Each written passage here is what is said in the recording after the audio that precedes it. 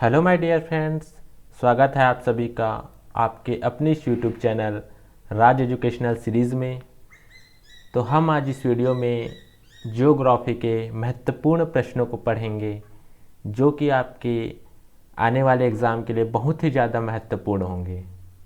आप ये वीडियो अंत तक देखिएगा और अगर ये वीडियो पसंद आए तो लाइक और सब्सक्राइब ज़रूर कीजिएगा। तो चलिए चलते हैं हम क्वेश्चन की ओर।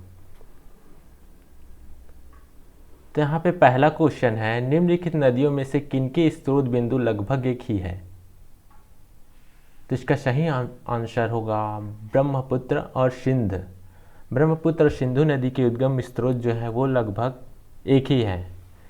ब्रह्मपुत्र और सिंधु नदी जो है वो तिब्बत के पठार से निकलती है और तिब्बत के पठार में कहाँ, यह मानसरोवर झील से निकलती है।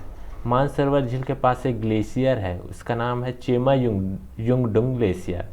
उसका नाम क्या है? चेमा युंगडुंग ग्लेशियर। तो ये मानसरोवर झील से निकलती है ना।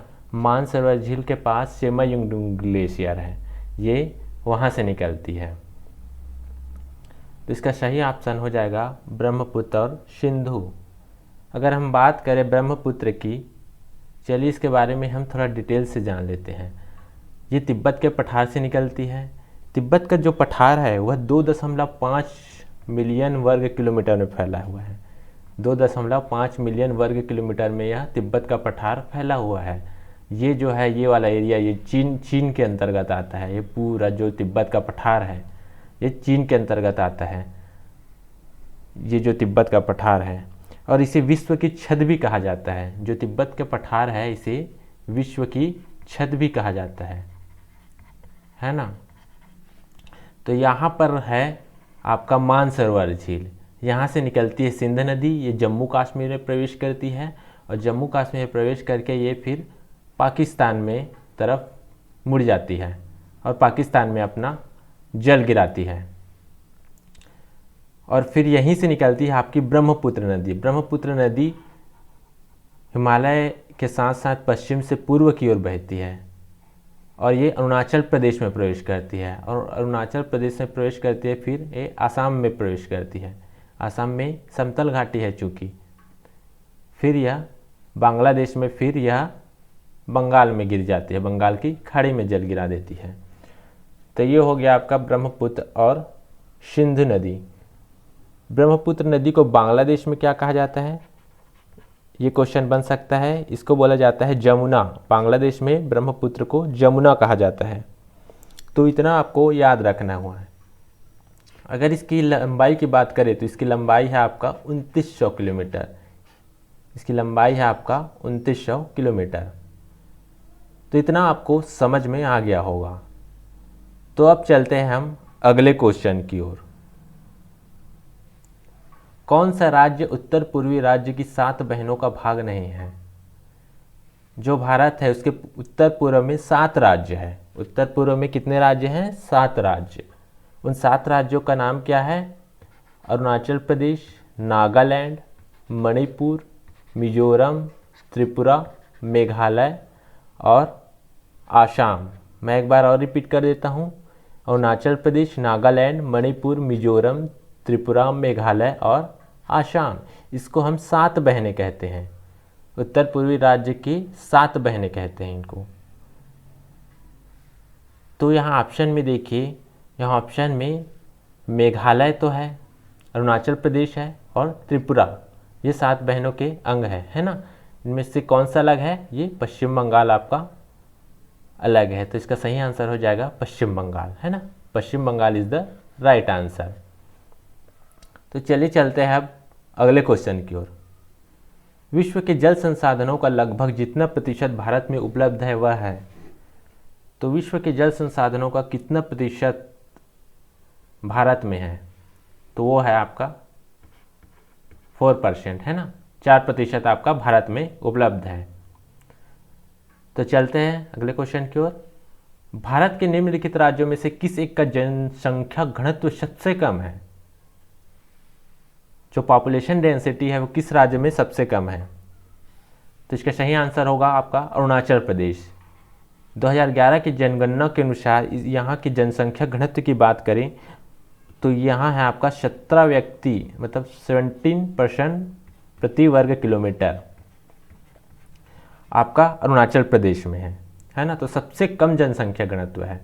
जबकि अगर सर्वाधिक जनसंख्या घनत्व की बात करें तो उसमें टॉप में है आपका बिहार। बिहार में कितना है, ये है आपका 1106 व्यक्ति प्रति वर्ग किलोमीटर, है ना। तो आपको इतना याद रखना है। अगर बिहार की बात करें तो बिहार से एक फैक्ट और निकलता है कि यहाँ पे सबसे कम शिक्षित व्यक्ति भी जो परसेंटेज है, जब सबसे कम शिक्षा का पर जो शिक्षित व्यक्ति का परसेंटेज भी है वो यहाँ बहुत कम है बिहार में। तो आपको इतने सारे फैक्ट आपको याद रखना है ना। तो आपको इतना समझ में आ गया होगा। नेक्स्ट क्वेश्चन, अमरकंटक से कौन सी नदी का उद्गम होता है। तो यहाँ पे देख लेते हैं दामोदर। दामोदर तो निकलती है छोटा नागपुर के पठार से, ये झारखंड में है ना, झारखंड। और जो महानदी निकलती है छत्तीसगढ़ में है, ये निकलती है आपका बस्तर के पठार से। और ये जो ताप्ती नदी है ये भी निकलती है आपका सतपुड़ा पर्वत से, है ना। लेकिन अगर नर्मदा की बात करें तो नर्मदा निकलती है आपका, ये भी सतपुड़ा से ही निकलती है, ये सतपुड़ा पर्वत श्रेणी से ही निकलती है। तो ये सतपुड़ा पर्वत श्रेणी में है एक अमरकंटक चोटी। वास्तव में नर्मदा में 3 पहाड़ हैं। कौन कौन से पहाड़ हैं ये, मध्य प्रदेश में 3 पहाड़ हैं। कौन कौन से, राजपीपला, महादेव और मैकाल। और मैकाल में ही है आपका अमरकंटक चोटी। मैकाल में कौन सा है आपका, अमरकंटक चोटी। और यहीं से निकलती है आपकी नर्मदा नदी। तो सही ऑप्शन हो जाएगा नर्मदा। एक बार मैं आपको और एक बार अच्छे से समझा देता हूँ। एमपी में है आपका, मध्य प्रदेश में आपका सतपुड़ा पर्वत श्रेणी। सतपुड़ा पर्वत श्रेणी में 3 पहाड़ियाँ हैं, राजपीपला, महादेव और मैकाल। राजपीपला, महादेव और मैकाल।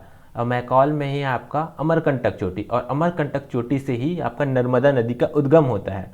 और ये नर्मदा नदी अपना जल कहाँ पे गिराती है, कहाँ कहाँ से बहती है, कौन कौन से राज्य से। तो ये बहती है आपका एमपी से, फिर ये महाराष्ट्र में बहती है, फिर ये गुजरात में बहती है। कौन कौन से राज्य हैं, एमपी से बहती है, महाराष्ट्र में बहती है, फिर गुजरात में। लेकिन सर्वाधिक लंबाई की बात करें तो सर्वाधिक लंबाई किस राज्य में है, एमपी में। नर्मदा नदी की सर्वाधिक लंबाई किस राज्य में है, एमपी में। और फिर ये अपना मुहाना बनाते हैं, गुजरात में है एक शहर है भड़ौत शहर। भड़ौत शहर के पास अपना मुहाना बनाती है और खंभात की खाड़ी में फिर यह जल गिरा देती है। ठीक है, भड़ौत के पास खंभात की खाड़ी में यह जल गिरा देती है गुजरात में। तो इस एक क्वेश्चन से आपको इतने सारे डाटा आपको मिल गए होंगे। तो आपको इस प्रकार से एक क्वेश्चन से आपको रिलेट करके पढ़ना है। तो इससे क्या है, आपके माइंड में जल्दी से सेट हो जाएगा कोई भी जो चीज़ है ना। तो चलिए चलते हैं अब अगले क्वेश्चन की ओर। भारत के एनिमल वेलफेयर बोर्ड का मुख्यालय कहाँ है। तो इसका सही आंसर होगा चेन्नई, है ना। चेन्नई में आपका एनिमल वेलफेयर बोर्ड का मुख्यालय है। Animal welfare board of India की स्थापना कब हुई थी। तो इसकी स्थापना हुई थी 19 मार्च 1962 में। कब हुई थी, 19 मार्च 1962 में इसकी स्थापना हुई थी। तो आपको इतना भी याद रखना है, इतना आपको याद रखना है। और यह किस मंत्रालय के अंतर्गत अधीन आता है। तो एनिमल वेलफेयर बोर्ड जो है यह आता है आपका भारत सरकार के कृषि मंत्रालय के अधीन आता है। ये भी क्वेश्चन कई बार पूछा गया है, इसी कारण से यह बहुत इम्पॉर्टेंट हो जाता है। तो चलिए अब हम चलते हैं अगले क्वेश्चन की ओर। निम्नलिखित देशों में से किसमें तमिल एक प्रमुख भाषा है। 4 ऑप्शन है, म्यांमार, इंडोनेशिया, मॉरिशस और सिंगापुर। ये जो चारों देश हैं ये भारत के दक्षिण पूर्व में स्थित है। कहाँ स्थित है, ये भारत के दक्षिण पूर्व दिशा में ये स्थित है। तो इस तमिल किस देश की भाषा है? तो ये है आपका सिंगापुर की एक प्रमुख भाषा है। इसके अलावा सिंगापुर में चीनी और अंग्रेजी लैंग्वेज का भी यूज़ होता है ना। तो आपको इतना याद रखना है। तो चलिए चलते हैं हम अगले क्वेश्चन की ओर। भारत का दक्षिणतम बिंदु है साउथर्न, जो भारत का दक्षिणतम बिंदु है वो कहाँ है? आपका इंदिरा पॉइंट। इंदिरा पॉइंट को हम दक्षिणतम बिंदु कहते हैं इंडिया का। तो ये कितने अक्षांश पे है? अगर ये क्वेश्चन आ गया तो, अगर ये कितने अक्षांश में है ये क्वेश्चन आ गया तो आप क्या लिखोगे? 6.4 डिग्री अक्षांश पर यह स्थित है। ठीक है, ये भूमध्य रेखा के ऊपर में स्थित है। तो इतना आपको समझ में आ गया होगा। चलिए चलते हैं अब अगले क्वेश्चन की ओर। भारत के किस राज्य में आर्द्र भूमि के अंतर्गत क्षेत्रफल जो अन्य राज्यों की अपेक्षा अधिक है? तो किस राज्य में आपकी गीली भूमि का क्षेत्रफल जो है वो सबसे अधिक है? तो इसका सही आंसर होगा गुजरात। यहाँ आर्द्र भूमि का क्षेत्रफल सर्वाधिक है। तो आपको ये चीज़ याद रखनी है। तो चलिए चलते हैं अगले क्वेश्चन की ओर। भारत में मैंगनीज का सर्वाधिक उत्पादक राज्य कौन सा है? तो मैंगनीज का सर्वाधिक उत्पादक राज्य जो है वो है आपका उड़ीसा। ठीक है, चलते हैं अब अगले क्वेश्चन की ओर। मैं आपको ऐसे ही डेली आपको क्वेश्चन देते रहूँगा जो आपके आरआरबी, एनटीपीसी, ग्रुप डी और भी कई एग्ज़ाम के लिए बहुत ही ज़्यादा महत्वपूर्ण होंगे। इस प्रकार से आपके क्या है डेली प्रैक्टिस भी हो जाएगा। भारतीय भाषाओं में हिंदी के बाद विश्व में सबसे ज़्यादा बोली जाने वाली भाषा है। तो हिंदी के बाद सबसे जो ज़्यादा बोली जाने वाली भाषा है भारतीय भाषाओं में पूछा जा रहा है, तो ये है आपका बांग्ला। जो बांग्ला है वो हिंदी के बाद सबसे ज़्यादा बोली जाने वाली भाषा है। ठीक है, समझ में आ गया? चलिए चलते हैं अब अगले क्वेश्चन की ओर। दक्षिणी गोलार्ध में सबसे बड़ा दिन होता है।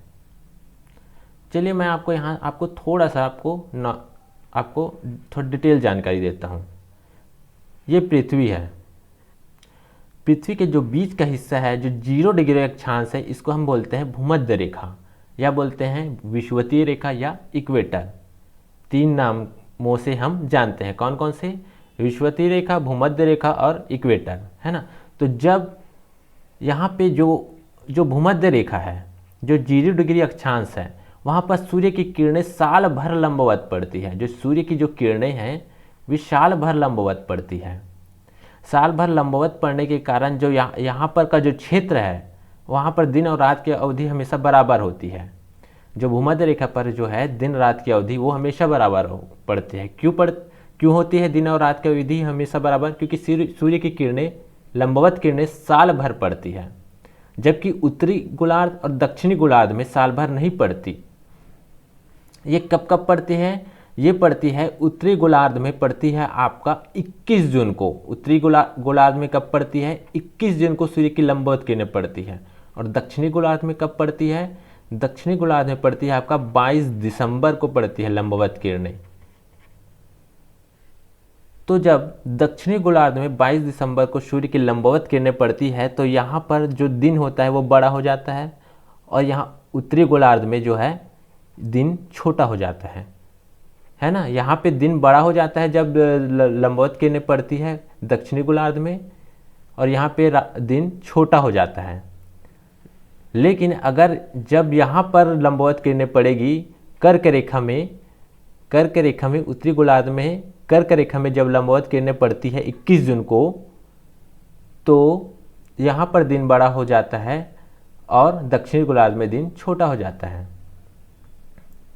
तो आपको समझ में आ गया होगा। तो क्वेश्चन क्या पूछ रहा है? दक्षिणी गोलार्ध में सबसे बड़ा दिन होता है। तो दक्षिणी गोलार्ध में 22 दिसंबर को सूर्य की लंबवत किरणें पड़ती है, तो यहाँ पर सबसे बड़ा दिन आपका 22 दिसंबर हो जाएगा। तो आपको इतना समझ में आ गया होगा।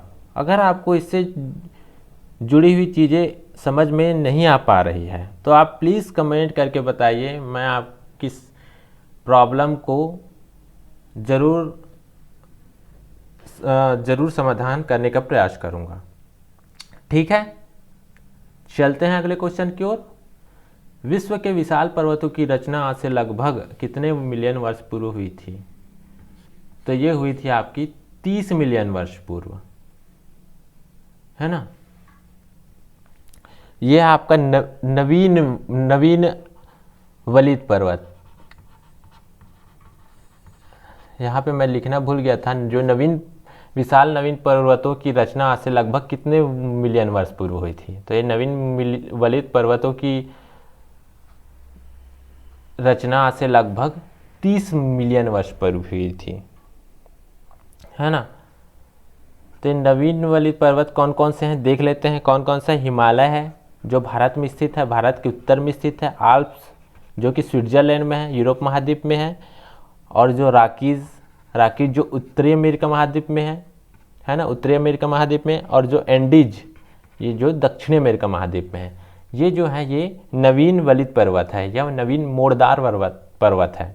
क्यों बोला जाता है नवीन वलित पर्वत? क्योंकि इसका जो निर्माण है वो अभी भी हो रहा है, जो ये अभी भी इसका निर्माण हो रहा है, इसी कारण इसको हम नवीन वलित पर्वत है कहते हैं।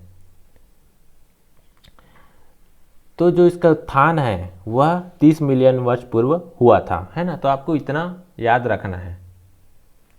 अब चलते हैं अगले क्वेश्चन की ओर। कोरल रीफ या जीवाश्म पट्टी प्रायः कहाँ पाई जाती है?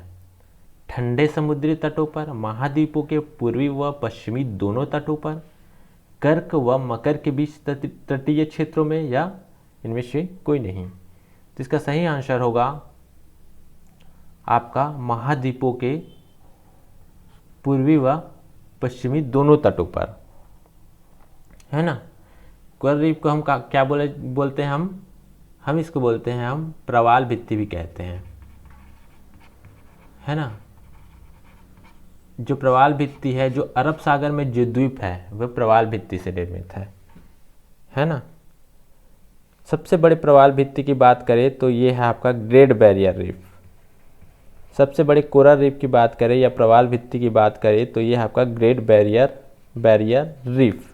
ये कहाँ स्थित है? आपका ऑस्ट्रेलिया में, है ना।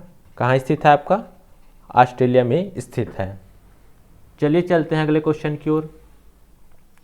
निम्नलिखित में से भारत का कौन सा राज्य रबड़ के उत्पादन में अग्रणी है? तो भारत का कौन सा राज्य रबड़ के उत्पादन में अग्रणी है? तो इसका सही आंसर हो जाएगा केरल, क्योंकि केरल में लेटेराइट मिट्टी पाई जाती है और लेटेराइट मिट्टी में आपका रबड़ का उत्पादन होता है। इसके अलावा रबड़ के उत्पादन के लिए और कौन कौन सी परिस्थितियाँ अनुकूल हैं? तो इसके लिए उच्च तापमान होनी चाहिए, उच्च तापमान और धूप होनी चाहिए, और यहाँ अत्यधिक वर्षा होनी चाहिए। और ये जो दोनों कंडीशन है ये केरल में पाई जाती है, क्योंकि केरल जो है वो भूमध्य रेखा के बहुत नज़दीक है, इसी कारण यहाँ वर्षा बहुत अधिक होती है।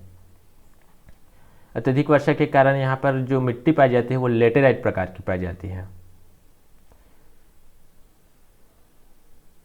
और केरल में 90% रबड़ का उत्पादन होता है। पूरे भारत का 90% रबड़ का उत्पादन होता है, और जो अधिकतर रबड़ है वो तटीय क्षेत्रों से प्राप्त की जाती है। इसके अलावा उत्तर पूर्व के जो हिस्सा है भारत का, वहाँ भी आपका रबड़ का उत्पादन होता है। लेकिन भारत का सबसे ज़्यादा जो राज्य है जो रबड़ के उत्पादन में अग्रणी है वो है आपका केरल।